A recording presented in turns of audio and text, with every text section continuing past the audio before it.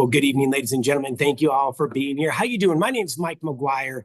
I'm Senate leader here in the California State Senate, and I'm joined tonight by the number one advocate for the Valley and Kern County, and that's Senator Melissa Hurtado. And we want to welcome you to the Kern County Town Hall. We can't thank you enough for being with us tonight. I'm looking at the ticker right now. We are now up to about 275 folks who have joined us. Good evening. Thank you for taking time after a long day at work. We're now up to 285 folks. Look, tonight is going to be an interactive town hall. We're going to be taking your comments, your questions, your criticisms live this evening. And it's really simple to be able to participate. Simply click the Q&A button. The Q&A button that is at the bottom of your screen. We'll be taking those questions live this evening. And we have an all-star lineup. We're going to introduce our guests in just a bit. And most important part of tonight is hearing from each and every one of you. Now, our all-star lineup, we have the Chancellor of California's Community College System. She's going to be with us in just a few moments. And of course, we have the good doctor, Dr. Ayala, who is an amazing physician from Kern County, who's dedicated his life to the Valley. We're going to be hearing from the good doctor here in just a bit. Of course, the Chancellor is going to be focusing on bringing good jobs to the Valley. The doctor is going to be talking about increasing medical care access, healthcare access to all, and of course, being able to defend back some of those really horrific cuts that may be on the horizon for both Medicare and Medi-Cal. And we're also going to be hearing from the one, the only Senator Melissa Hurtado in just a few moments. So let's get right into our town hall this evening. Let's first talk about the economy. What we know about Kern County is it is the number one county for agriculture in the entire Golden State. And the Golden State is the number one state for agriculture in the United States of America, worth about $60 billion. We can't talk about our economy in Kern County without talking about agriculture. We wouldn't be the fifth largest economy in the world here in the Golden State without Kern County ag. About 500,000 jobs are dependent on a healthy ag industry in Kern County. 1 in 6 jobs are dependent on a healthy ag industry. But I want to be candid. We are facing some serious headwinds from the federal level. Number one, the threat of mass deportations. Just about 50% of all farm workers in California are undocumented. They spend about $8.5 billion in taxes. They contribute about $8.5 billion in taxes to local and state governments. It's about $55 billion in federal taxes. We're deeply concerned about mass deportations. Number one, for the human who calls this state home. Number two, increased prices at the store. The second headwind that we're deeply concerned about are tariffs coming from the federal government. I'm going to give you an example. 76% of the world's almonds are grown in California. It's the number one agricultural crop in the Golden State. And with the tariffs now on China, this is why we're concerned. 50% of California's almond crop goes to China. There is now a 100% tariff on California almonds. It's fighting the 145% tariff the United States has put onto China. The reason why I mention this is it is going to have a devastating impact on the agricultural economy and candidly raise prices, what we all simply can't afford. So that is why we need Senator Hurtado now more than ever. No one stands stronger for the injustice and chaos and candidly for lowering the cost of living in the state than Senator Melissa Hurtado. She's fighting to be able to protect the people, the progress, the policies that have made this state great. And candidly, no one fights harder for Valley values. And what she knows is that while we have a lot to fight right now, we have to fix a lot here in California. Number one, we have to make California more livable and we have to make it more affordable. Senator Hurtado is leading the way on advancing affordability legislation that will put more money back into your pocketbooks. She'll be introducing that legislation here in the coming weeks. She also believes the best investment that this state can make is in our kids in strong public schools. And I just want to take a moment to say thank you to Senator Hurtado. She's delivering nearly $300 million every year funding 2 community college districts in Kern County, West Hills and the Kern Community College District. She's delivering $2.5 billion for 46 school districts that are proud to call Kern County home. And since 2015, thanks to the incredible work that Senator Hurtado has been advancing in the Capitol, we've gone from dead last in the nation in per pupil spending for our K-12 public schools. We will soon be in the top 25 in the nation. 50% of all UC and CSU students now attend tuition free. And this has been a critically important piece of policy and priority for Senator Hurtado, making college more affordable and accessible, making sure that folks can get into career training programs. And what we also know is that we have to make Kern County more wildfire safe. Just earlier today, Senate Democrats just passed $185 million for wildfire mitigation. Out of that $35 million, Senator Hurtado has earmarked $31 million for the Sierra Nevada Conservancy that performs wildfire mitigation work on thousands of acres in Kern County. Another $1.5 billion will be on its way to be able to help make our communities more wildfire safe. And this is what I want to really highlight, which I so appreciate about Senator Hurtado. She knows that we all need to feel safe in our communities, both walking the streets at night and making sure that our communities are fire safe. So Kern County right now receives about $35 million from the state of California every year for Kern County Fire. Senator Hurtado, along with Assemblymember Baines, they are advancing SB 581. And I just want to say thank you, Senator Hurtado. It's the Fight for Firefighters Act. And this is why I want to highlight. Kern County has been receiving $35 million from the state for years now. If we pass SB 581 in the state capitol this year, it's going to go to $75 million every year from the state to be able to expand firefighting resources in Kern County. Senator Hurtado, thank you for that. And I don't want to embarrass you, but I want to highlight a couple other items that you've been championing. She's also secured $5 million for the city of McFarland's police department, $1 million to help modernize the city of Hanford's fire department. She secured $10.5 million for the fentanyl addiction and overdose prevention task force in Kern County. She is fighting drug dealers each and every day. She wants to throw the book at those who are advancing retail theft. And I'm so grateful for your willingness to be able to keep our streets and communities safe. So without further ado, it is now my honor to be able to turn it over to the number one fighter for Kern, the number one fighter for the Valley, Senator Hurtado. The floor is yours, and thank you so much for including me here tonight. Thank you, Mr. Pro Tem. Good evening, Kern County. This is State Senator Melissa Hurtado. It's such an honor to join you. We are excited to be here with you all this evening. The Pro Tem has been a longtime friend, not just of mine, but of the Central Valley. I've been in the State Senate for close to almost 7 years now. And in those 7 years, the Pro Tem has been He's been a real friend to the Valley, and not just by words, but with actions. A lot of the, budget allocations that he just spoke to right now, he was standing right there alongside me and making sure that those funds were coming down to the Central Valley. And there's been a whole lot more that has happened for the Central Valley when it comes to budget allocations. We've been really focused on jobs. We know that in the Central Valley, jobs are very important. Poverty does not discriminate. We know that very well in the Central Valley. And when challenges hit, they hit our region first. And they hit the hardest as well, as we're seeing what's going on at the federal level and how it's impacting us here at the state and local level. It's very much real. We recognize that, and that's why we've been working so hard to ensure that the funding comes to the Central Valley. But the Pro Tem has been there, right there next to me, ensuring that we get funding for the Valley. He also went down to the Central Valley when the 2023 floods occurred. He was there. He met with individuals that were impacted. We got money. We brought it down for those that were impacted.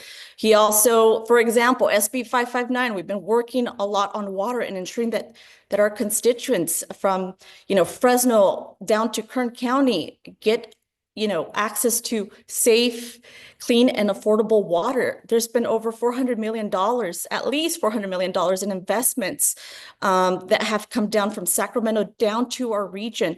That work cannot, I can't do it alone. It's been because of the pro tem, and he's been there along the way. And I know he loves Kern County, and we like to invite him. We like to have him down, and I hope he comes in and joins us sometime soon. We've also invested over $90 million in public safety infrastructure. And I know that the pro tem just touched on this. Investments to the city of McFarland, to the city of Wasco, to, the fire departments in Kings County and the city of Hanford. So there's been a lot of investments. That's one of the things that when I first joined the state senate, I recognized that these were needs that needed investments. And with hard work, with the support of the pro tem and others, we made those investments happen. And so I want to take this time to really thank the pro tem for his support along the way, these almost 6.5 years being in the Senate. A lot of these investments that have come down, he's been very helpful. He's been there and has ensured that they came a reality for our region. So thank you, Mr. Pro Tem, for being there, for being there for the Central Valley and ensuring that these investments come down. And we hope that you come and join us in person sometime soon. We love to have you down here.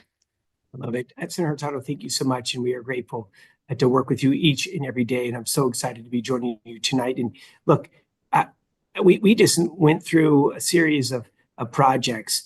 It's improving roads. It's focusing on water infrastructure. It's making our communities more fire safe with fire apparatus, fire engines being purchased by the senator, modernizing police departments. No one else is delivering more for the Valley. And what I also appreciate is she is fighting for healthcare access for all. And what's really important for the senator, and what she says each and every week, is that we have to grow family-sustaining jobs, which is why we're so grateful that we have the chancellor of the California Community Colleges with us here tonight. And she is not a stranger to Kern County. She loves Kern County. In fact, prior to being named chancellor, she was president, of course, of Kern Community College District. She is the first woman to be selected as the chancellor. She is a champion for all women, but she's also a champion for rural students. She is a champion for kids who are in poverty. And one of her top priorities for our community college system, not just in the Valley, but the over 100 community college districts throughout the state of California, is making sure that we are growing family-sustaining jobs, jobs that make a living where you can afford a home here in California. Madam Chancellor, on behalf of Senator Hurtado and myself, we're grateful. I'm going to turn it over to you to be able to give an update on your jobs initiative, on your workforce and your career training initiative. And we are starting to get questions coming in for you. And I want to remind folks, if you'd like to be able to ask a question, we're taking your questions live tonight. Simply hit the Q&A button right below the screen here. And we look forward to taking those questions, those comments here in just a bit. And I want to say, Madam Chancellor, 373 folks live here tonight. The floor is yours. Welcome to the Kern County Town Hall. Well, of course, Kern County has come out, Senator McGuire, for this town hall. Hello, everyone. I feel I'm back with family, and it's great to be here. By the way, if those of you who don't know Senator McGuire, he's pretty darn incredible. I'm kind of new to the entire Sacramento scene, being an academic and all. And the very first time I met him, I thought, this man was really smart, and this man was really committed and really tends to get to the issues at hand pretty quickly. Has a tremendous level of curiosity, very hard worker. So we are incredibly lucky to have him in this leadership role. And Senator Hurtado, I've worked with you before. You are indeed a champion for the Central Valley. I think Senator McGuire hit the nail on the head when he described you as being just passionate about all the communities that you serve. And happy to be here with Dr. Ayala as well. Just very briefly, the community colleges, California is in this huge, exciting moment in time when you have technologies like AI and other green technologies hitting industry, and economic development is happening in a fast-paced manner. And the community colleges in our new roadmap called Vision 2030, we're taking a much more proactive approach in workforce development. And the headline here is that the community colleges, particularly those in Kern County, so when I think of Kern County, I think of Saracoso, I think of Bakersfield College, I think of Taft College, and of course, Porterville College and West Hills, even though they're not in Kern County, they're all adjacent to Kern County. So these colleges are proactively thinking about the workforce that is to happen, looking at the future of work, and are starting to prepare our Californians that live here. And that includes our undocumented Californians, because where do they go? Those Californians go to their community colleges. So our colleges are wide open access institutions. We have programs like apprenticeship programs. We have pathways that start in high school, not just transfer pathways, but CTE pathways and apprenticeship pathways, all geared towards those jobs and careers. We also have a huge initiative for working adults. So we talked about dual enrollment and high school students, but what about those who are out there in the world of work? And now, for whatever reason, life has changed. The industry they're working with has shifted. So the community colleges are much more proactive in reaching out to the worker and partnering with industry to create those pathways to that next certificate and that associate's degree. And we can cover like the healthcare sector, and I'm sure Dr. Ayala will talk about it. The partnerships that are in Kern County are extremely strong in making sure that these workers have that economic mobility that California is committed to, and so are the California community colleges. To wrap up my opening remarks, I'll leave one last thought with you, and that is this initiative called Credit for Prior Learning. You see, Kern County, we know that when an individual gets out there into the world of work and are working there for 5 years, and they have not been to college, but they want to come back to college and skill up, we have got to recognize the skills and abilities that they gain on the job.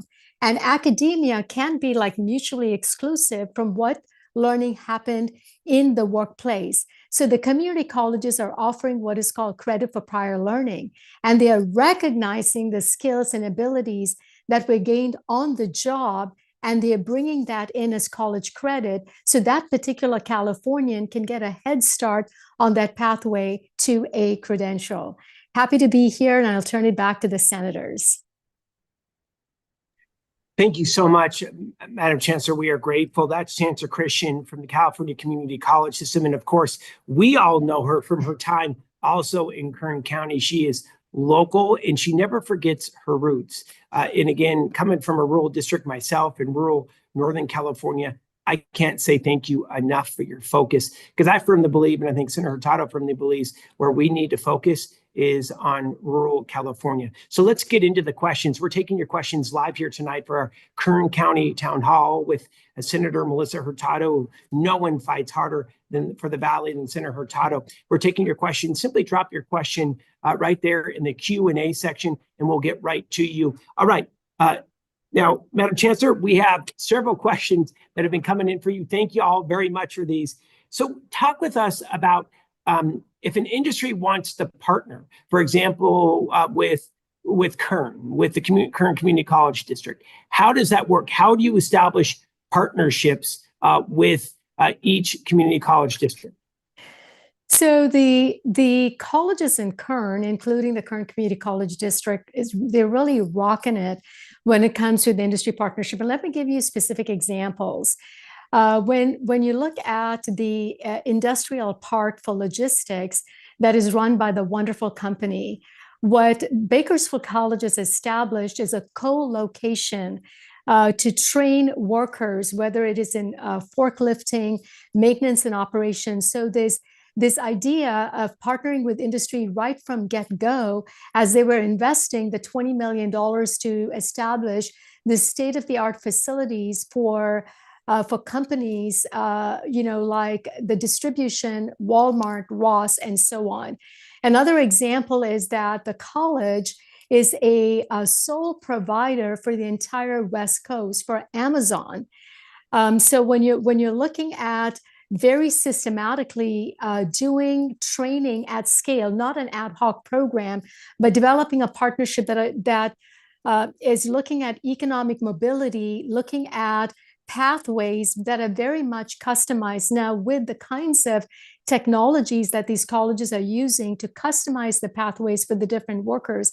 It is pretty remarkable. We don't need the manual process of looking at each worker and trying to figure out a pathway. We're able to accelerate it using technology. So Right. Amazon is another great example. And I'll wrap up with healthcare. When you look at all of the colleges, whether it is Taft College with medical assisting, whether you're looking at Bakersfield College with registered nursing, the partnership with our healthcare providers in Kern County is actually a model for the rest of the state in providing clinical sites, in providing equipment, in really coming up with innovative ways in which we can accelerate students through these various healthcare pathways. Back to you, Senator. Thank you so much. That's Chancellor Sonia Christian, the chancellor. She is the head of every single over 100 community college districts in the state of California. She is with us here tonight, and she's going to be taking your questions live. It's simple. Simply drop your question, your comment, your concern. She will get your student free enrollment for the next 4 years. Am I right, Chancellor? Okay, I'm kidding. All of a sudden, it just got awkward. She is not going to do that. But she is going to be taking your questions on all issues of workforce or any issues that you may have in regards to the community college system. We invite you. I want to say thank you to Tom. Tom has written in, Madam Chancellor, Tom is concerned about federal cuts, not just to the community college system, but also research funding for the UC system, multi-billion-dollar federal grants for the UC system when it comes to both health research, Department of Defense research as well, educational research. But Chancellor Christian, please, if you could talk to Tom here tonight, what are you most concerned about in regards to potential federal cuts that may be coming down the line in the coming weeks and months? I would say that the three higher education segments here in California, the University of California system, the CSU, and the community colleges, we've been deeply, deeply concerned. We've been working together. I mean, when you're talking about cutting edge research, our UCs are leading in this space. And to build research capacity, it takes time and it takes commitment. To cut is easy, to rebuild is extremely difficult. So this is deeply concerning. We have to immediately be communicating to our federal partners, to our congressional leaders, that this is not at all acceptable for our communities in California, for our communities here in Kern County.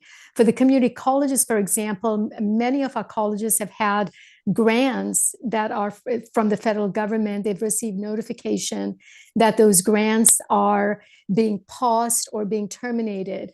Many of our students, their status has been paused within the international web-based system in CVIS, and then certainly our undocumented students. Now, higher education is the pathway to economic mobility. Higher education is the pathway to social engagement, to vibrant, healthy communities.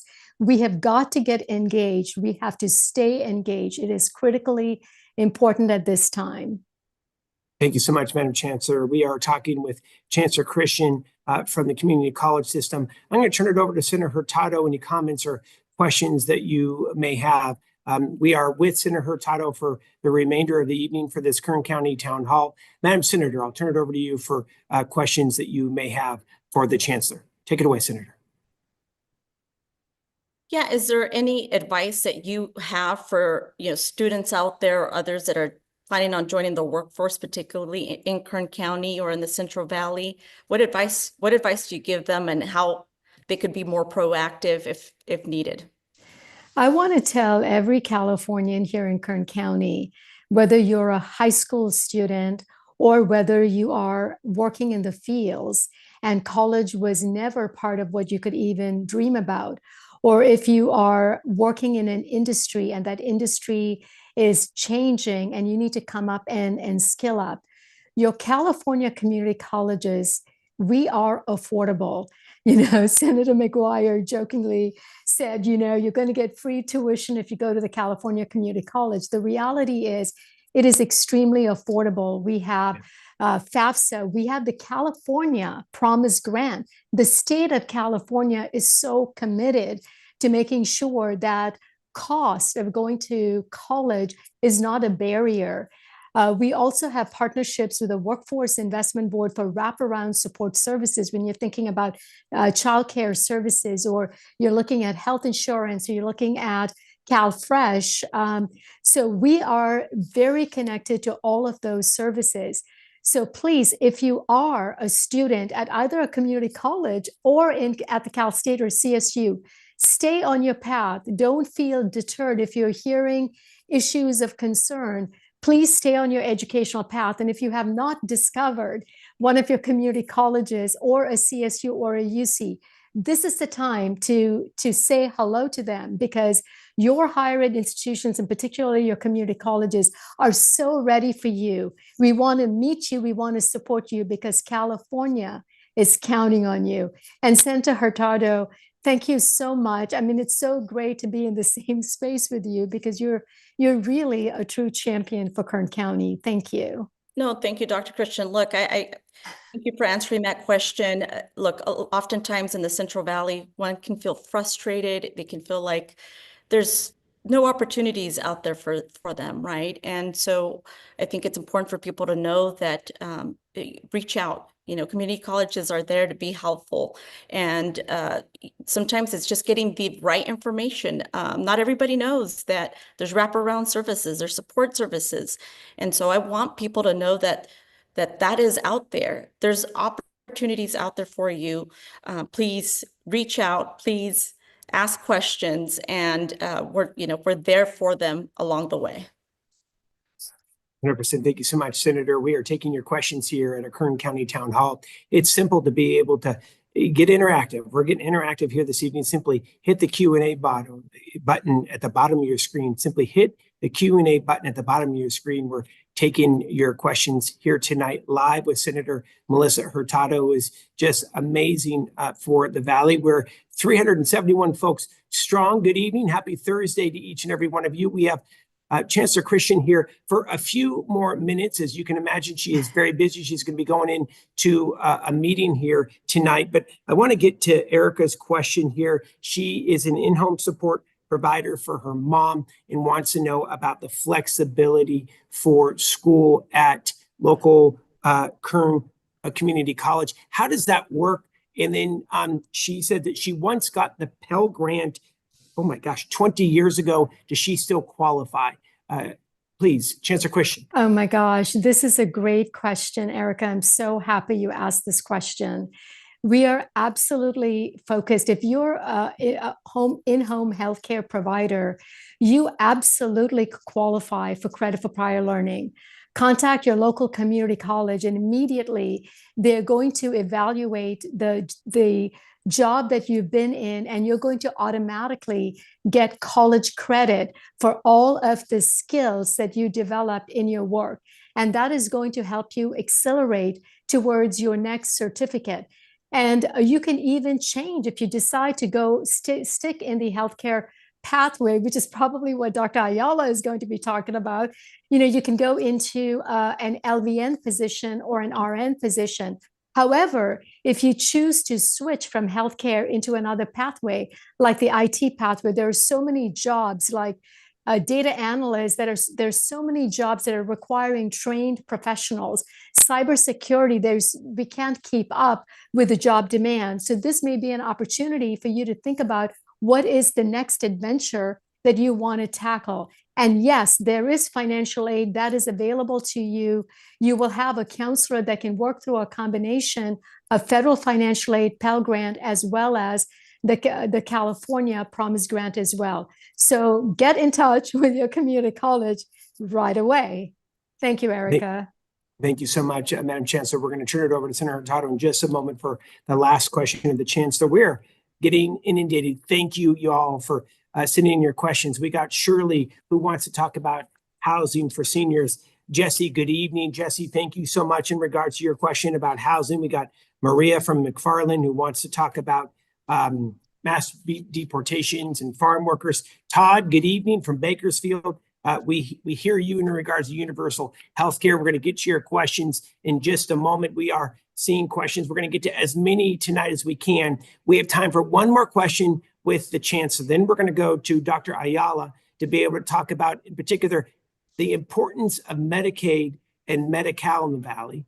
And then we're going to open it up for questions with Senator Hurtado. Senator Hurtado, we're going to give you the last question for the Chancellor.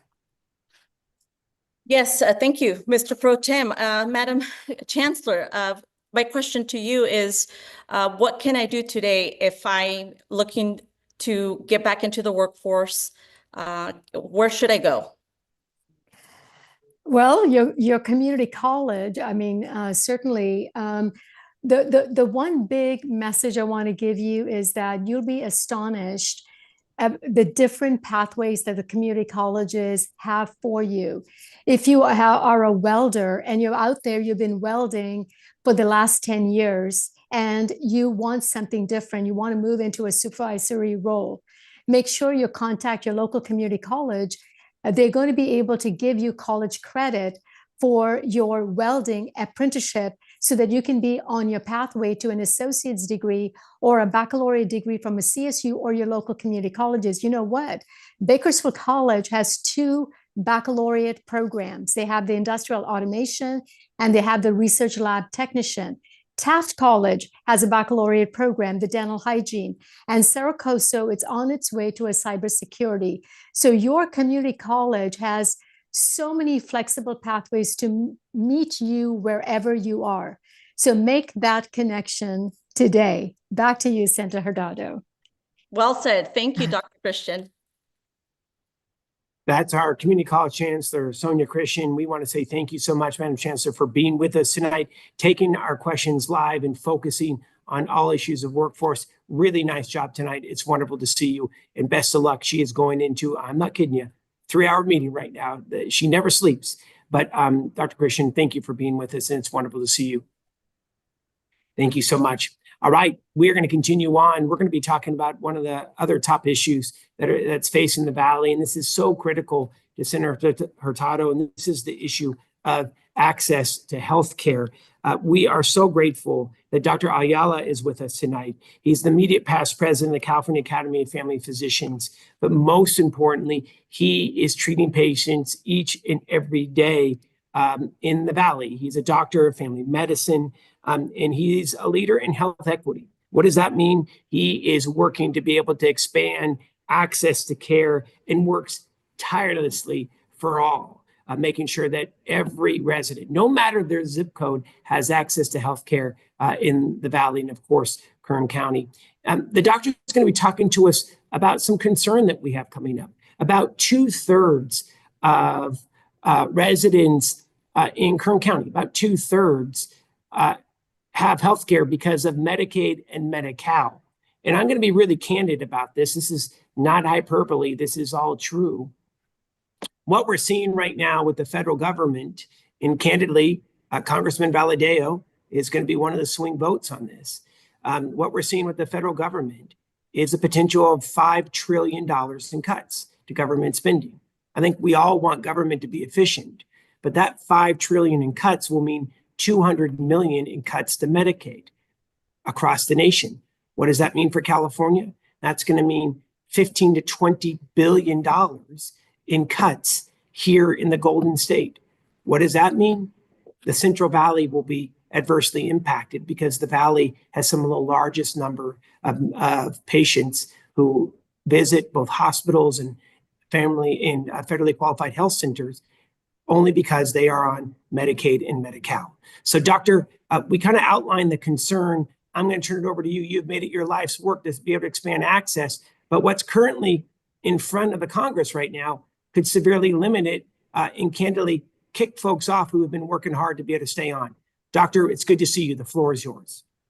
Well, thank you very much, and good evening. It's an honor to be here with you, Senator Pro Tem McGuire, and Melissa. Our Senator Hurtado has just been a great friend to the Valley, a great friend to me. It's a pleasure to be here, and the Chancellor as well. You know, I think that a lot of what's happening right now, it's not just a concern across California, but across the nation. As we think about the Medicaid or the potential Medicaids that's, you know, in limbo here, we can think of the catastrophe that happens to some of our communities that are already marginalized, that are already underserved. They already have, you know, underinsured, or sometimes, you know, Medicaid is, or Medi-Cal in this case with California, is how they get healthcare. And I'll tell you, Kern County, the beautiful people of Kern County, you know, a lot of it is, you know, getting their health care. And, you know, when we think about the 3 to 4 citizens of 10 that are on Medicaid, that's a lot of patients.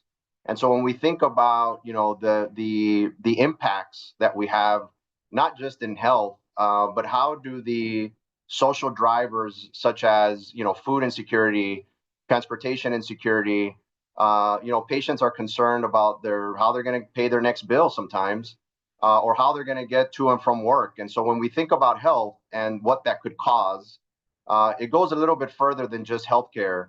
But I can tell you, you know, we have over 125,000 doctors, and probably double that of nurses, and everybody's concerned. But I think the concern is now heightened of what can happen to patients and really the families in our communities that are vulnerable already. And so we need to make sure that, you know, we're in a voice, that we're amplifying their voice, and actually getting to, you know, what the next steps of action may be, to assure that all of Californians, and in this case, our citizens of Kern County, have ways and know and are aware of what to do with Medicaid, and, you know, assuring that they have health care. I'll turn it back to you, Senator. Yeah, no, look, and this is not supposed to be, we all have our own politics. This is not hyperbole. We're not trying to be political. But the bottom line is, we take a look across California, 15 million Californians, it's a little over, are dependent on their health care via Medicaid and Medi-Cal. And it is going to have severe impacts on families and seniors if we take a look at these cuts. Again, I know that I'm a Democrat. I know that they could be a dirty word in some households, but I represent an area that out of the 7 counties that I represent, 4 voted for Kamala Harris, 3 voted for Donald Trump. And no matter if you're a Democrat or Republican, you want to send your kids to good schools, you want to have access to good jobs, and you want to have access to quality healthcare. Bottom line, doesn't matter about your party affiliation. So I want to go to our first question, and this is from Juanita from Bakersfield, and she's asking both you, Doctor, as well as the Senator. We know that there are inequities in healthcare. Big rural districts like Kern County have challenges. What are some of the main challenges you find yourself working on regarding healthcare in the district? So, Doctor, I'm going to go to you, then I'm going to go to the Senator in regards to Juanita's question. Doctor, take it away. I think that's a great question for Ms. Juanita there. You know, I can just tell you from my practice of this morning, a child came in for their, you know, well child, their exam for their year, vaccines, their wellness, you know, then followed up by an uncontrolled diabetic who, you know, is at risk of losing a toe for uncontrolled diabetes, but not because they don't have health care or they don't have enough. It's because they have to get to work. And sometimes that means, you know, not taking care of themselves. And then the other, which is most of my practice, is patients with disabilities. And whether that's adults or children, that this will affect those children. And so when we think about the medications and the treatments and the durable medical equipment or supplies that our patients need, they're very costly.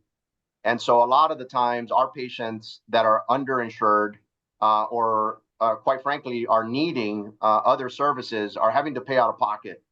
And so that is just, one of the things that we've seen on a practice. Now, on a system level, I oversee our network in the 4 counties that include Kern County, 131 clinics, and over 1 million visits. And I can tell you, last year, a lot of what people are actually worried about is having more access to care. So when we think about the need for physicians, we're already, as it is, as a state in Central California, we're half of what is recommended to have physicians to take care of our population, and not just doctors, but nurses. And so as we think about, what the economy, in this case, in Medicaid, a lot of our community hospitals are based off of these payments.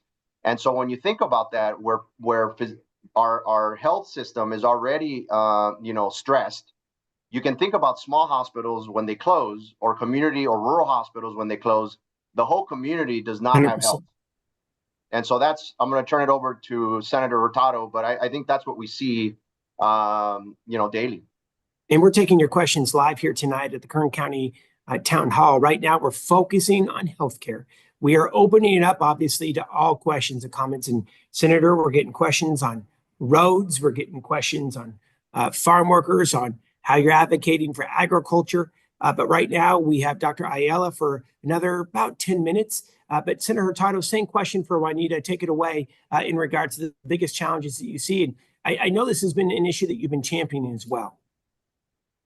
Yes, thank you, Mr. Pro Tem. And thank you, Juanita, for the question. Look, long before I was in the state Senate, I understood that there needs to be continued adequate funding for both Medicaid and Medi-Cal and Medicare. And when I got to the state Senate, healthcare has been a big piece of my platform. And again, much to what I said earlier in terms of the investments, generational disparities and inequities when it comes to healthcare have long existed here in the Central Valley. And with that means that we got to have adequate funding. We got to have adequate investments coming into the Central Valley. We got to have adequate, investments in infrastructure, meaning that instead of closing hospitals down, we need to create opportunities to expand that, because we've had one of the highest rates of hospital closures in the nation. And that's a horrible thought to think about when an emergency comes. We need to have more doctors in the Central Valley, and that's why I've worked really hard to secure funding in the budget, but also to create a program so that we invest in the talent that we have in the Central Valley. There's a lot of talent in the Central Valley. A lot of people want to become a doctor, students that want to become doctors. We need to create our own. So we've done that, making sure that when the investments come, that we don't get left out. We got to ensure that we get our fair share. And that hasn't always been the case. So it's consistently having to fight to ensure that we get our fair share. And, one of those examples is when it comes to the recent breakout of the bird flu. It's had a huge impact on the Central Valley, on our healthcare system as well, and on individuals. And when funding came down from the federal level, it didn't necessarily come down to our region. And that's a huge part of what I've been trying to do is, why wouldn't we do surveillance of this disease in our region when we are the most at risk for this? And to me, that's not right. That's not fair. It needs to be corrected. And that's, I have a piece of legislation to work on that this year. And it's those type of disparities that we face in the Valley that we have to be consistently on top of. And so the last thing that we need right now is not less funds. We need more funds. And when we get those funds, we do well.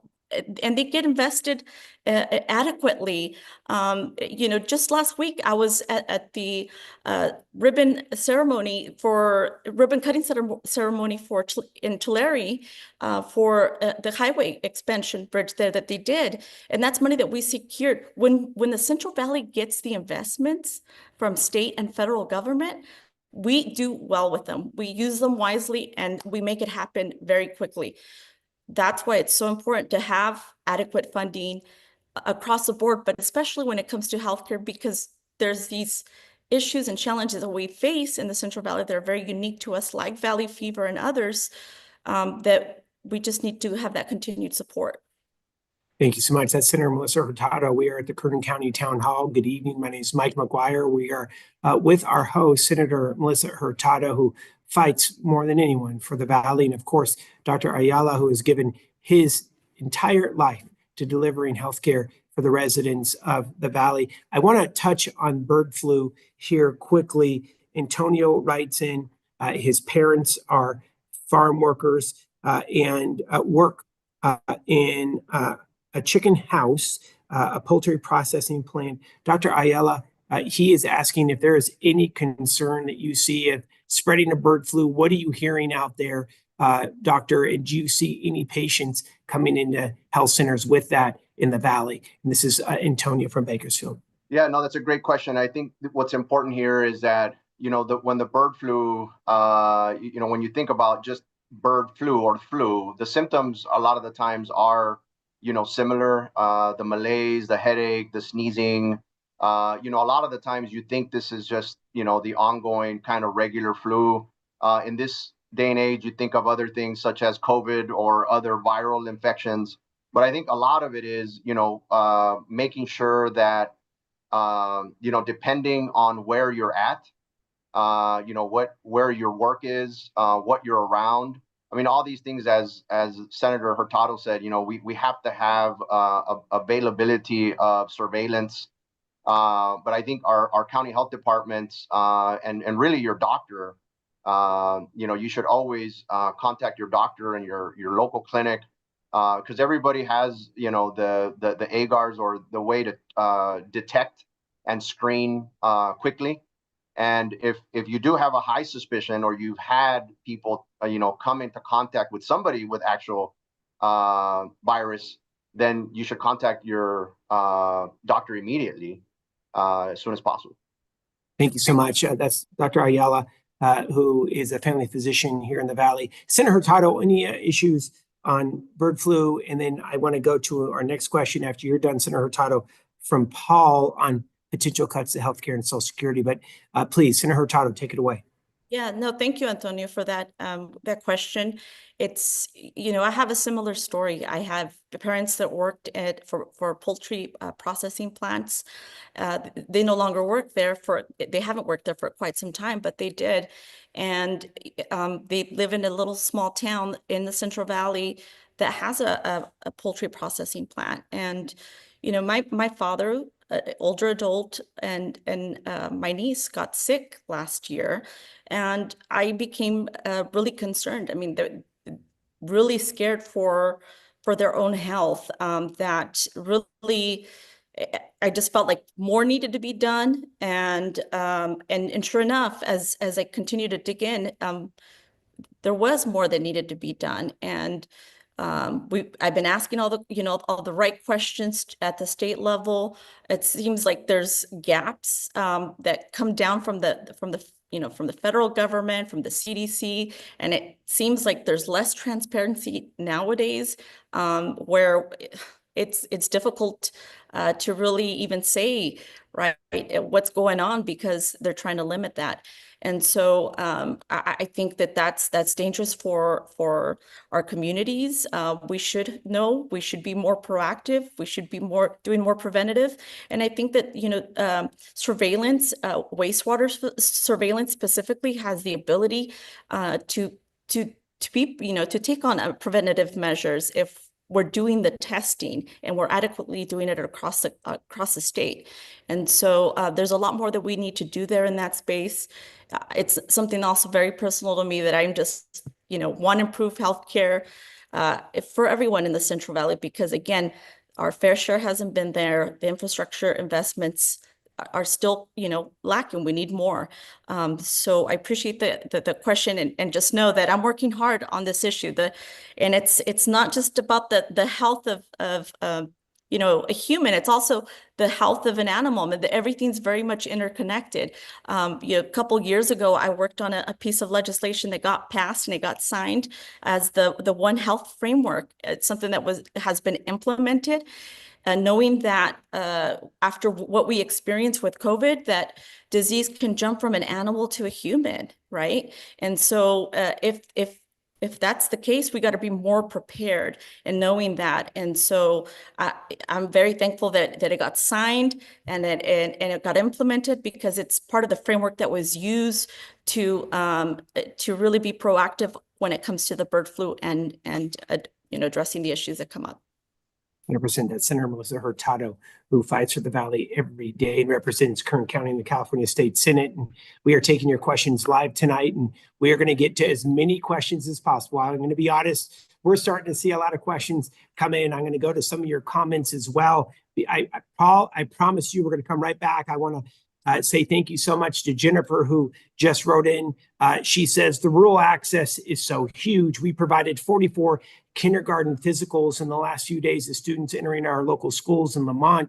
Some of these young children haven't seen a doctor in years. Clinics are few, waits are long, and since the pandemic, the culture of health has just lost a tremendous amount of ground. Thank you so much, Jennifer, for writing in. I now want to go to Paul. Paul, you've been so incredibly patient. I'm going to paraphrase what Paul is saying. I'm incredibly angry at the potential cuts to healthcare and Social Security. What will the cuts mean to Kern County health centers? Dr. Ayala, the current proposal is $5 trillion in cuts, 200 billion in Medicare, in Medicaid. What would that mean for Kern County, Dr. Ayala? Well, I think I'll start with the earlier about, our rural areas that are, in desperate need of physicians and clinics. And I think, a lot of the rural clinics and federal qualified health centers are doing such a great job of being out there and being present. And I think the other thing is the power of community is really where we need to be, where we're partnering up with our nonprofit organizations, our schools, our counties, our definitely all of our health organizations need to be coming together to actually address the needs and disparities that we have in some of the most vulnerable areas like Taft, Shafter, Wasco that I frequent, Delano, Layton. These are areas that are in dire need. But I do want to get to that question about, what does this mean? Well, as I mentioned earlier, you have a community that has access issues to doctors, to nurse practitioners, to physician assistants, to nurses, to clinics. And now you think about, more than a third of those patients not having the ability to see the doctor. Now, I can tell you as a physician and being in a rural health clinic or a federal qualified health center is we don't ask if you're documented or not documented, whether you have insurance or you don't have insurance. We're going to take care of you no matter what, because that's what we do.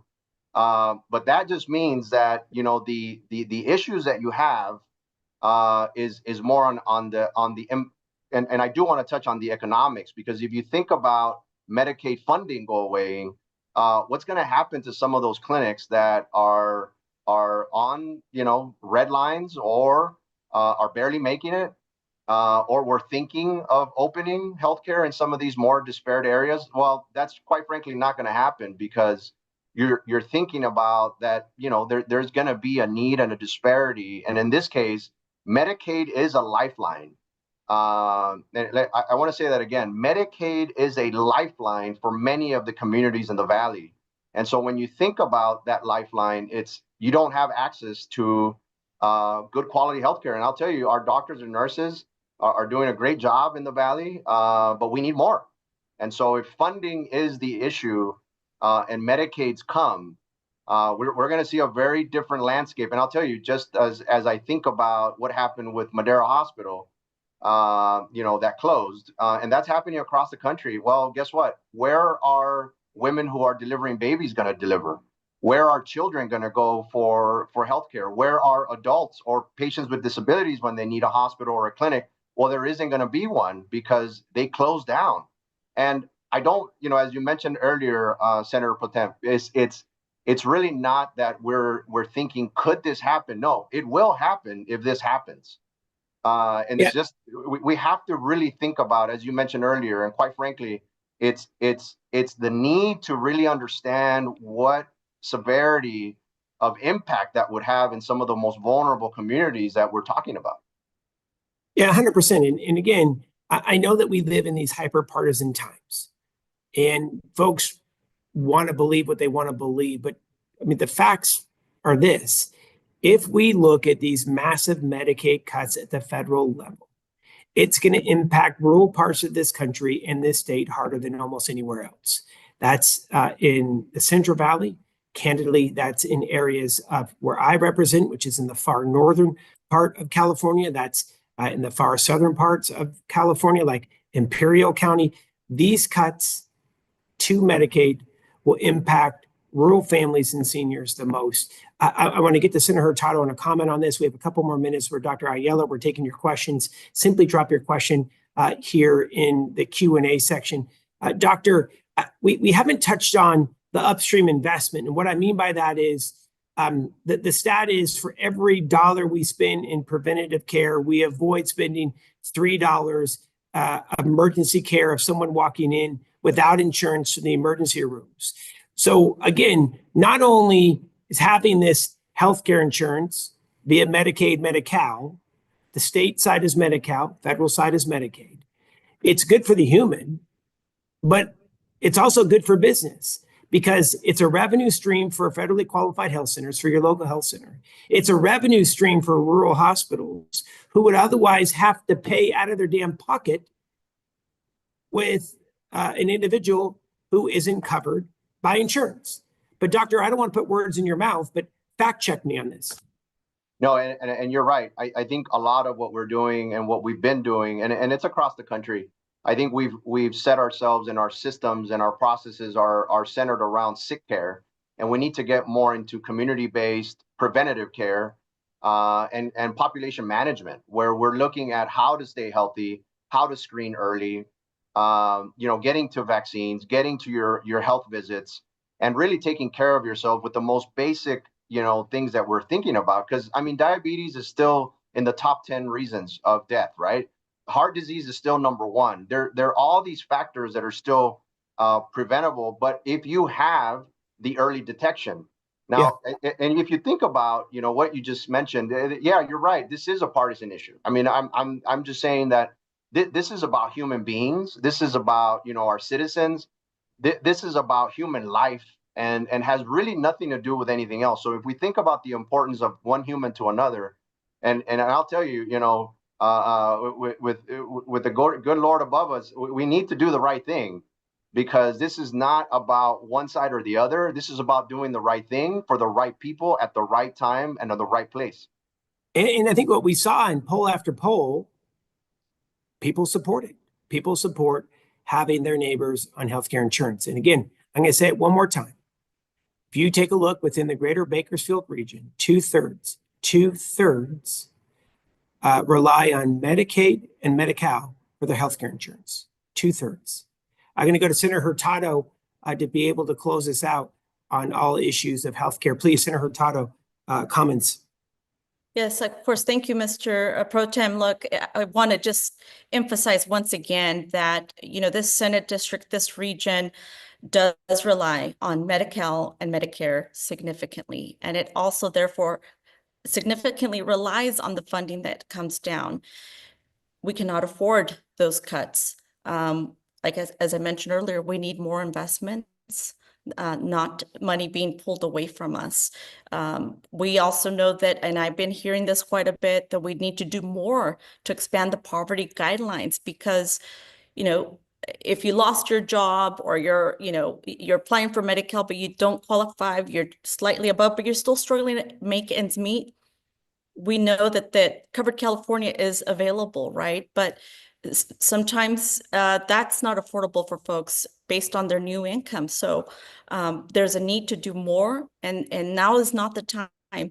And we know that in the Central Valley, we know very well that it's always about doing what is right, even when it's hard to do so. And I hope that, folks in DC understand and get that, because it's very much real. It's impacting everyone in one way or another. I know in my family, it's going to have real impacts. And so I hope they do the right thing for the Central Valley and for the people of this region. Senator Melissa Hurtado, who proudly represents the Central Valley and, of course, Kern County in the California State Senate. Thank you, Dr. Ayala. We're going to give you closing comments, please, and then we're going to get to your questions here. We have a lot of questions we're going to be covering here over the next 20 so minutes, but Dr. Ayala, closing comments, please. Thank you so much for joining us. No, thank you. And it's been an honor to serve with you guys. I think a lot of this is, as we talk about, and I've been, on trips to Washington, trips, to your all's hometown of Sacramento, where you guys reside, and the important work that you guys are doing. And I appreciate all of that that you're fighting for. But I can tell you from just the health sector, and as a physician personally, this isn't about, whether we can. It's difficult to find, but we need to find it. We need to find the funding.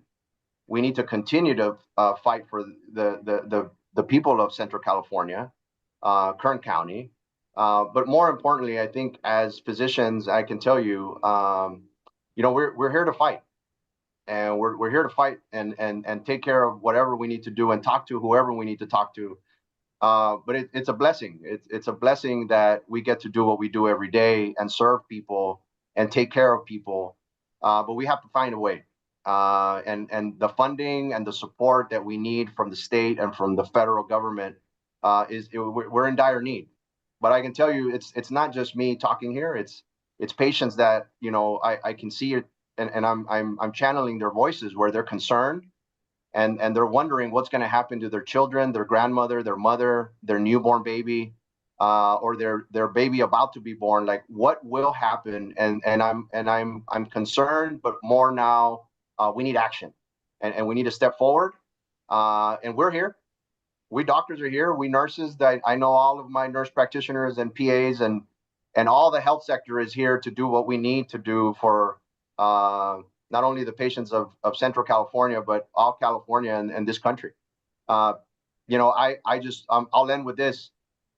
It's been a blessing today, but really it's a blessing to serve, and I know the good Lord will see us through. So thank you guys, and you guys have a great night. You heard it from the doctor first. We got to fight to be able to preserve our benefits, be able to fight to be able to keep our health center door, our rural hospital doors open. Thank you so much, doctor. We're grateful for you. And let's just be honest, we owe you thanks for doing the work that you do every day, literally changing lives and saving lives. Dr. Ayala, thank you so much for joining us. Thank you. That's Dr. Ayala, family physician here in Kern County, and of course, immediate past president of the American Family Physicians. We're grateful for his work. We're now going to be going to your questions, and I know we got a lot. So Senator Hurtado, we're going to do a little bit of a lightning round. We want to be able to get into the questions. We have about 313 folks strong still with us on the town hall. We have about 20 minutes left. We are so grateful that you have joined us here tonight. My name is Mike McGuire. I'm honored to be able to work with Melissa Hurtado in the California State Senate. Senator Hurtado is going to be answering your questions here for the next 15, 20 minutes. And I'm about to hold up our stack of questions right here that have been coming in all night long. Thank you so much. And this is what it's all about, hearing from you. If you'd like to be able to ask a question this evening, we'd love to hear from you. Simply drop your question, your comment. We're taking criticisms as well. This is an open line to each and every one of you. Simply drop your question, your comment, your criticism into the Q&A section. We'll get to you here in just a moment. I want to go to Maria. Maria says she is from McFarland. She says, what is being done, if anything, to stop the attack on current field workers and mass deportations? Look, I think this is top of mind, Senator Hurtado, for so many in the Valley across California. California has about 1.5, 1.6 million immigrants who are undocumented. We know that half of all farm workers in the state are undocumented. And we also know that we have to be able to protect those who are the heart of our agricultural economy. And long story short, we also know that undocumented residents spend about $8.5 billion in taxes every year. Senator Hurtado, I know this is an issue for you. You work a lot with the farm worker community. Talk to us a little bit about it. And I know that you're standing strong, especially in these challenging times with the feds.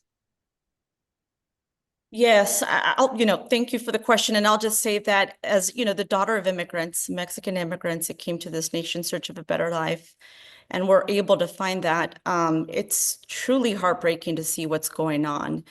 And the messaging that's coming down is misleading. It really is, and we're beginning to see the truth. We're beginning to see the truth about how misleading those talking points are when it comes to the real actions that are taking place in our communities.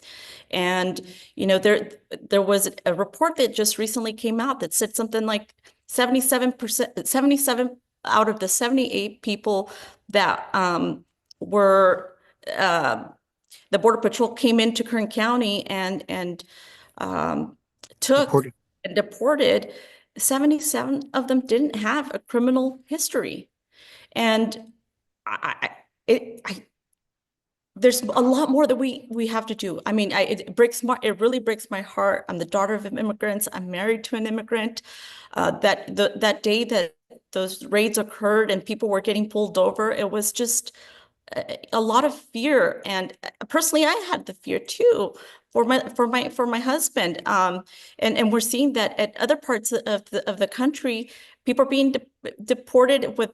I mean, the Supreme Court is asking now to bring back the individual that was wrongfully deported. I mean, And I think, no, you're absolutely right. And Senator Hurtado, you have been advocating our federal representatives for sensible immigration reform. And I think that we can all agree we should all be for safe borders. We should all be for safe borders. And let's just be blunt. We need sensible immigration reform at the federal level. I don't think we've had that since the years of Ronald Reagan. And that's something that you have been advocating for your entire time in the state Senate is sensible immigration reform. Absolutely. And that's what I'm trying to push for, right? I'm not necessarily liking what I'm seeing, what's happening on the ground. However, I think there's an opportunity. Look, at the end of the day, Republicans have control of the House, of the Senate, of the White House, of the Supreme Court. They have the ability to create change and take those individuals out of the shadows. They've been, many of them, working in the shadows for way too long. They're our neighbors, they're our friends. We need comprehensive immigration reform. They have the ability to do it. We need to be able to put the pressure to make them have that happen. They have the ability. And so I think we need to push that. I'm going to continue to push for that. And I hope that they have the courage to do the right thing. But unfortunately, what I'm seeing at the moment, I don't think that that is the case. But then again, we're going to continue to ensure that that those that are here just trying to work are being protected. We secured some funding to ensure that we can protect those individuals from being wrongfully deported and trying to prevent that as much as possible. But then again, we need comprehensive immigration reform. They have the ability to make it happen. The time is now. Yeah, and I think that you take a look, and we're going to move on to the issue of housing in just a moment, but I think you take a look at polling, no matter if it's in the Valley or in the greater LA region or across the country, the majority of Republicans and Democrats want to see common sense immigration reform. It's good for the country, it's good for those who are here, and it's also good for our economy. And I really appreciate one of the things that Senator Hurtado always does is speaks the truth. And candidly, what she does is may not always be popular with some Democrats, but she speaks the truth. And the truth is the country needs sensible immigration reform. There was a package that was in front of this previous Senate. Unfortunately, it was scuttled because of politics. And Senator Hurtado was a champion for that, pushing that here in California. Thank you so much. I want to go to the issue of housing. Good evening, Jesse. Jesse has been waiting. Jesse has now sent 3 emails in. Wanting his question answered. So what have you done to create affordable single-family residences in California? It's a really great question, Jesse. Let's talk about some of the ways that the state of California, candidly, the legislature has been moving forward. Number one, we are making it easier to be able to build single-family housing in the state of California. I'm going to give you a couple examples. Let's just say an old mall or an office park goes out of business. And they want to be able to redevelop that entire area they can essentially do that now by right and build housing on over half of the acreage. It's state law. They can do it by right. We invested $520 million last year for first-time home buyers for the California Dream for All Act. Senator Hurtado, I was in a meeting with her yesterday. She was pushing to be able to get that double this year to $1 billion. $1 billion for first-time home buyers for low interest loan. In addition, the state of California has invested about $4 billion over the last 3 years for workforce affordable housing to be able to help build more affordable housing for folks to be able to live where they work. And again, Senator Hurtado has been a champion on that. Senator, I don't know if that's anything else you want to be able to say to Jesse, but I got to say Bakersfield is really a leader in this, right? They are a pro-housing community. They want to be able to build more housing. Want to say thank you to the Bakersfield City Council because they really want to see more housing in the region. And Senator Hurtado, I'll turn it over to you. Yeah, and for anyone who's taken a drive around Bakersfield, we're seeing a lot of growth in the Central Valley when it comes to housing. I think, you know, Jesse, one of the concerns that still remains is affordability when it comes to housing. I think that we need to do more, right, in making sure that we hold bad actors accountable when they're price gouging, whether it be in the housing sector or anything else. Anything that's basic needs or critical infrastructure, we need to ensure there's no price gouging of any sort going on. We have legislation this year to hold bad actors accountable that are doing that kind of thing. The other thing is that I also believe that at the foundation of it all is ensuring that the people, the consumers are protected from creditors, that, you know, one missed payment to a credit card doesn't go on your credit report and stay there for years or a decade, because that at the end of the day plays a role in your ability to purchase a vehicle, to to apply to get an apartment, right? To buy a home. Those are the barriers that people face, and we think about what we need to do in terms of building more housing. We're doing that. We're making the investments, but there's all these other areas that also need some work. We have legislation this year. We've been working on legislation in previous years and building off of it. So I encourage you to really get involved, get engaged with our office. We need the support to help support, Central Valley and beyond, all Californians.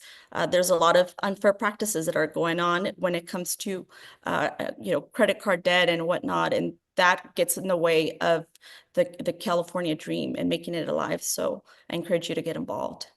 Yeah, 100%. That's Senator Melissa Hurtado. She's standing strong for Valley values, representing the Central Valley in the California State Senate. We are grateful you're with us. We have a few minutes left for our Kern County Town Hall. We're going to continue to take your questions. We are in our lightning round. We heard from Chancellor Christian just a little bit ago from the California Community College System. We just heard from Dr. Ayala, who is a family physician in Kern County. And now we're going to go to Marshall. Marshall says, I voted for Prop 36, and I'm hearing that it's not going to be funded because of Democrats. Marshall, I want to be candid. That's absolutely not true. The voters have spoken. Democrats have said that they're going to fund Prop 36. We're currently in the middle of our budget. Candidly, Senator Hurtado supported it. She has been a champion for it.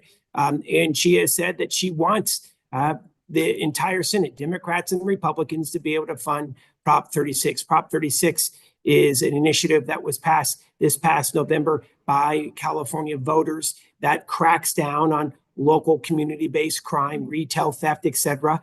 And you can take it to the bank, Marshall, that we are going to fund Prop 36. In fact, I've met with folks from across the state, small city mayors, large city mayors. I've met with district attorneys, public defenders, and we're working on firming up the number right now for year one implementation of Prop 36, which, again, Senator Hurtado supported. Senator Hurtado, I don't know if you want to say anything on the issue of Prop 36.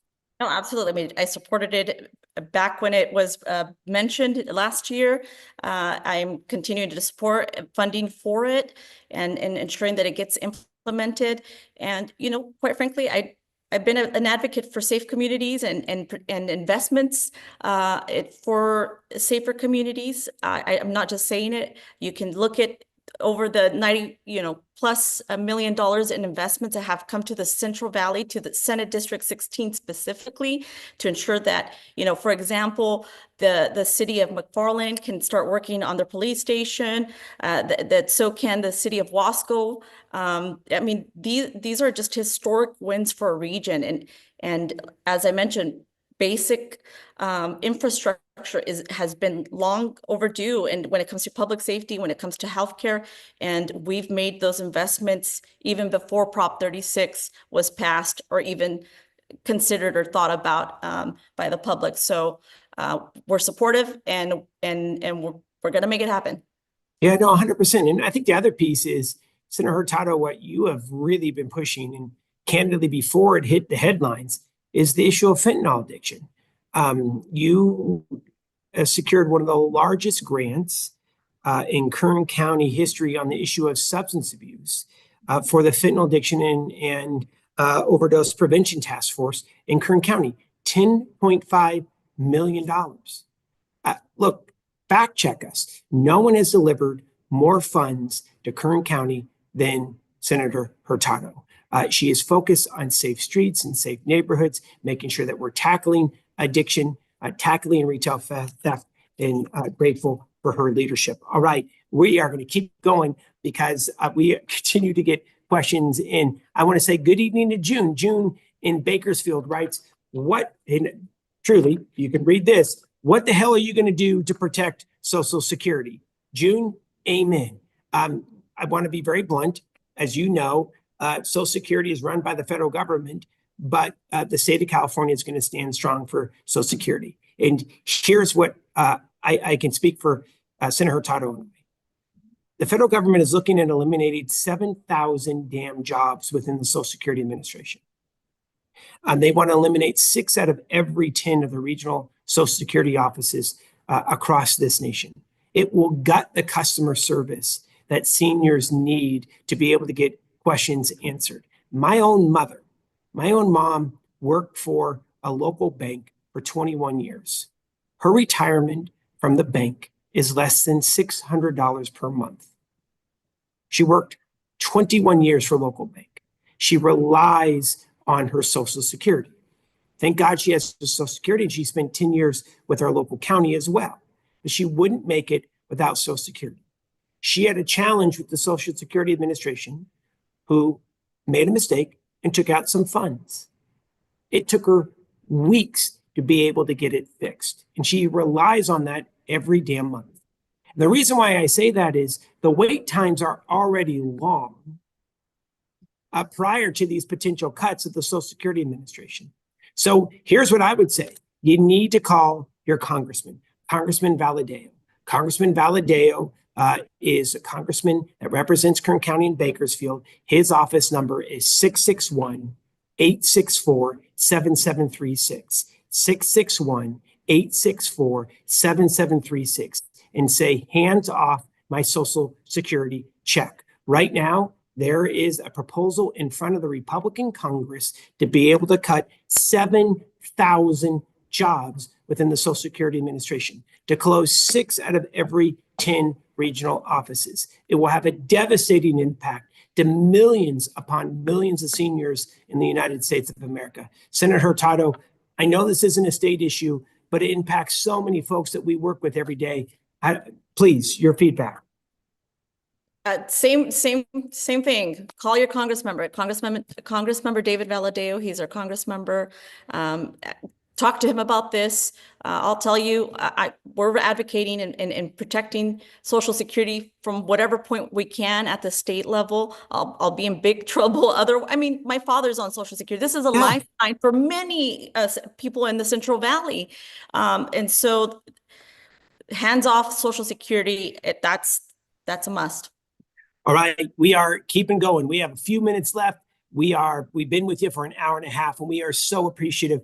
We are still 264 folks strong. Thank you all for hanging with us tonight.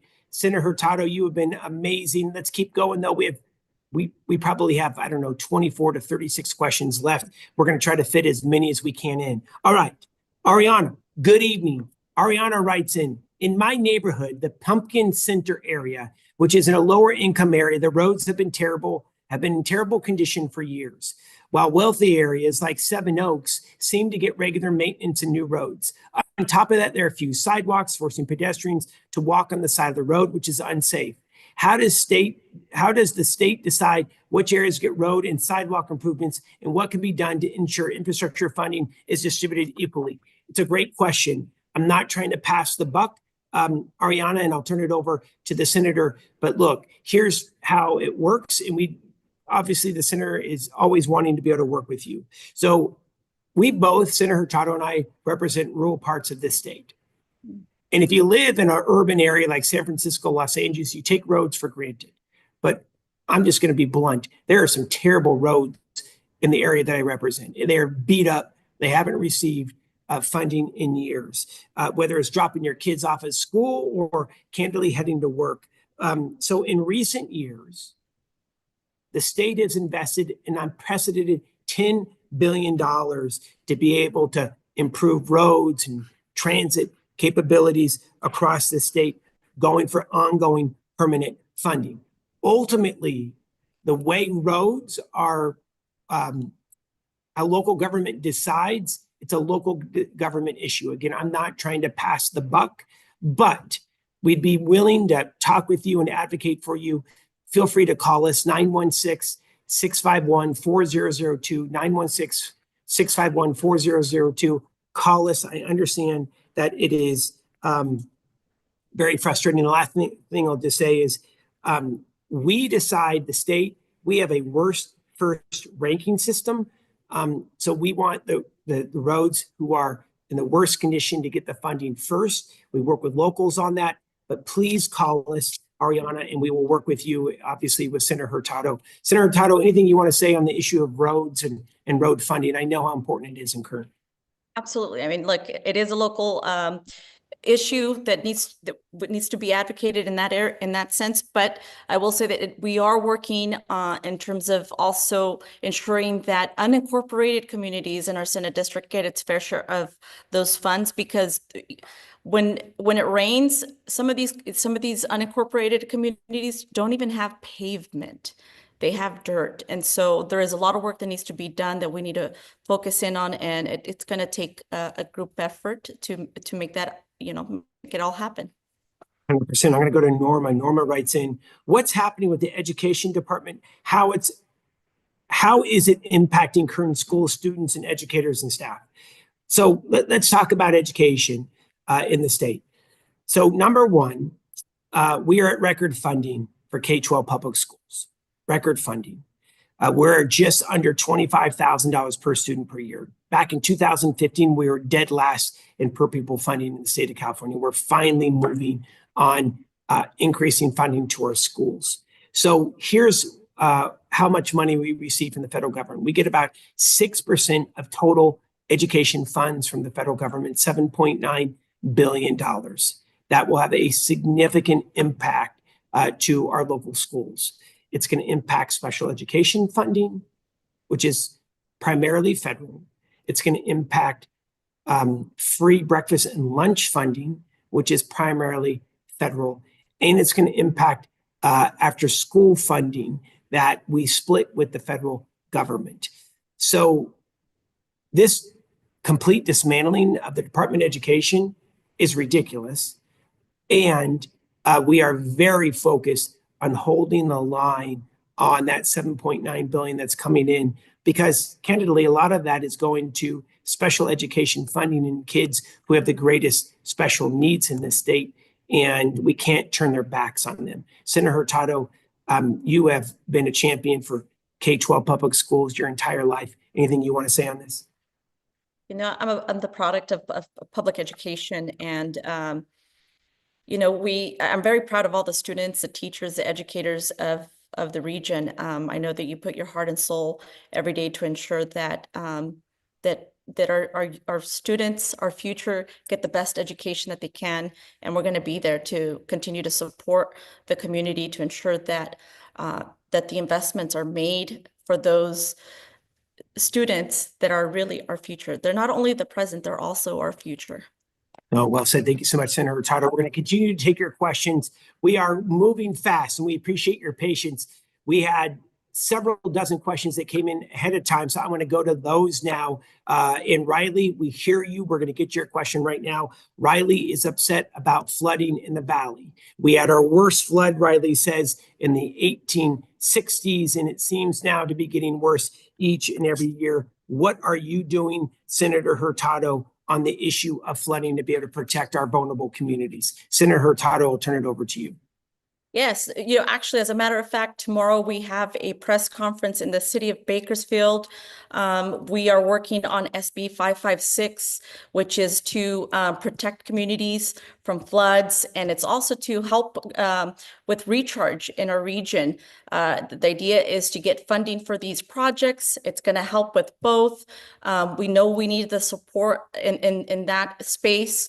Look, the mayor of McFarland came up and testified this week on SB 556 and the need for it. He told his personal story of his father, and he said that we need the funding to ensure that this doesn't happen. I mean, it's really a horror story, right, of what's going on. So we're hoping to secure those funds. We're actively working, and I encourage you to listen in on the story from Mayor Ayon and his father. And it's been decades that they've been trying to get funding to prevent, just to protect communities from floods. No, thank you so much. And I know this has been a big one for you, Senator Hurtado, and you hear from so many folks from across the valley. Thank you so much for your leadership on that. All right, Mr. Fielder, thank you. We're getting your question right now. And I know you said that you did not hear the final on the Medicaid. So what plans at the state level are being made to backfill funding for Medicaid? It is merely a matter of arithmetic that huge cuts to Medicaid are mandated by the GOP's $880 billion in cuts to the federal budget target. Look, Joseph, you're absolutely right. This is a major concern. The Medicaid cuts that are being threatened by the federal government, not only is it going to make our budget, the state budget, out of whack, it is going to devastate. And this is the real story behind it. Let's stop talking about the numbers. Let's talk about people. It's going to devastate tens of thousands of lives in the state. And you know who's going to be impacted the most? The Valley. The Valley has some of the highest penetration rates of folks who are on Medicaid and Medi-Cal. So we are going to sue. We will take the federal government to court. We have supplied our Attorney General with additional funding to be able to fight these devastating cuts to the most vulnerable Californians. And I'm going to be super blunt about it. Call your congressman. Your congressman is one of the swing votes on the issue to save Medicaid. You cut Medicaid, you're cutting off the Valley. Call Congressman Valadeo, 661-864-7736, and tell him not to cut Medicaid. He is a swing vote on this. We shouldn't be cutting this. Millions depend on it across the nation. Millions here alone in California. Senator Hurtado, I know we spent a lot of time on Medicaid tonight, but Joseph is very frustrated, as you could tell. No, I share that frustration. It's very real. This is not, we're not trying to play partisan politics here. 70% of this region, perhaps even more, rely on Medi-Cal or Medicare. This is very real. It's not just hyperbole. We're trying to ensure that our Congress member does the right thing. I encourage you to call him. We are running out of time. We are just past 8 o'clock. I know that we still have a lot of questions left.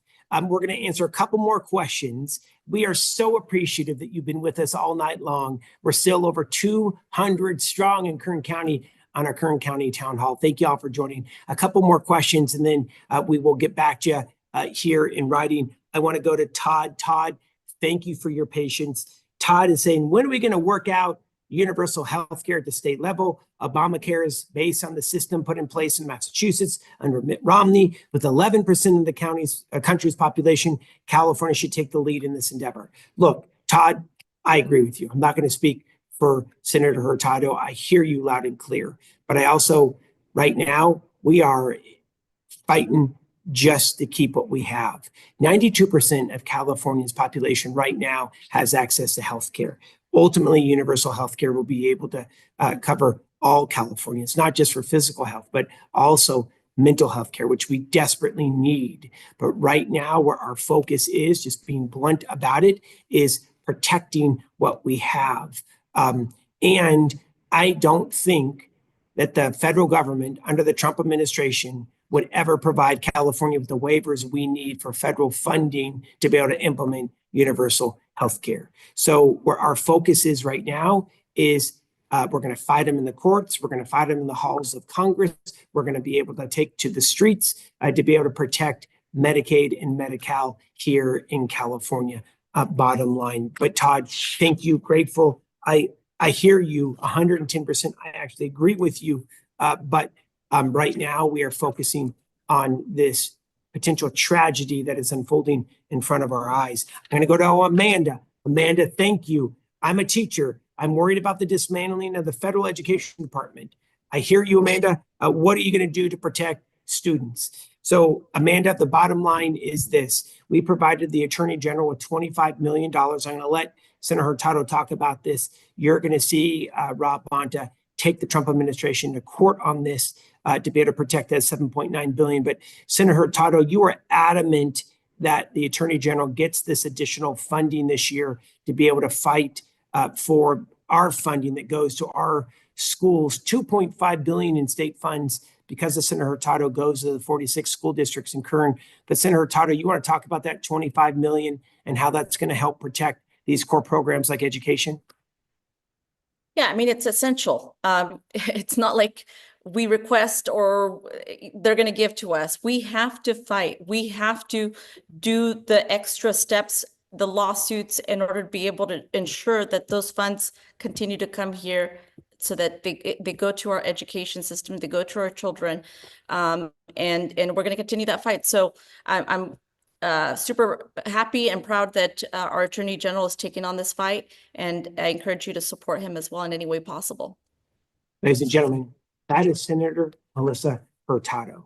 She is a lifelong resident of the Central Valley. Her feet hit the ground every day with one goal in mind: how to deliver for the folks of Kern County. I want to tell you how grateful I am, Senator, to be able to work with you. I'm going to say it one last time. It's not just talk.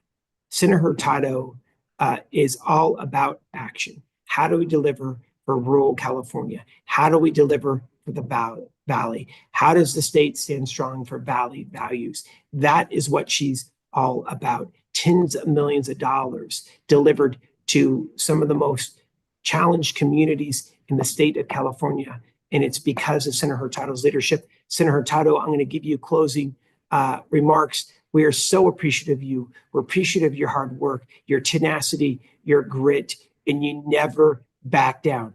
I have seen Senator Hurtado upset, and I never want to get in the way because she is going to get her way. So Senator Hurtado, thank you for your advocacy. I'll turn it over to you to be able to close this down tonight. No, thank you, Mr. Pro Tem.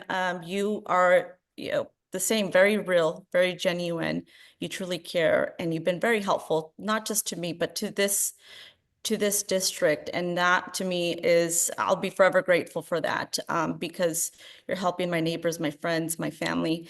This is your support for all the things that we just talked about today is making a difference in the lives of so many people. So we thank you. And it says a lot that my dad is a big fan of yours. My dad's, he doesn't easily like anybody. And I think the fact that he really is your biggest fan shows and says a lot about who you are, your character. And I think he just sees straight through you and understands that you care about not just your district, not just all other parts of California, but you care about the Central Valley, you care about Kern County, and we're grateful for that. I also want to just say thank you to all those who are still hanging in there with us this evening.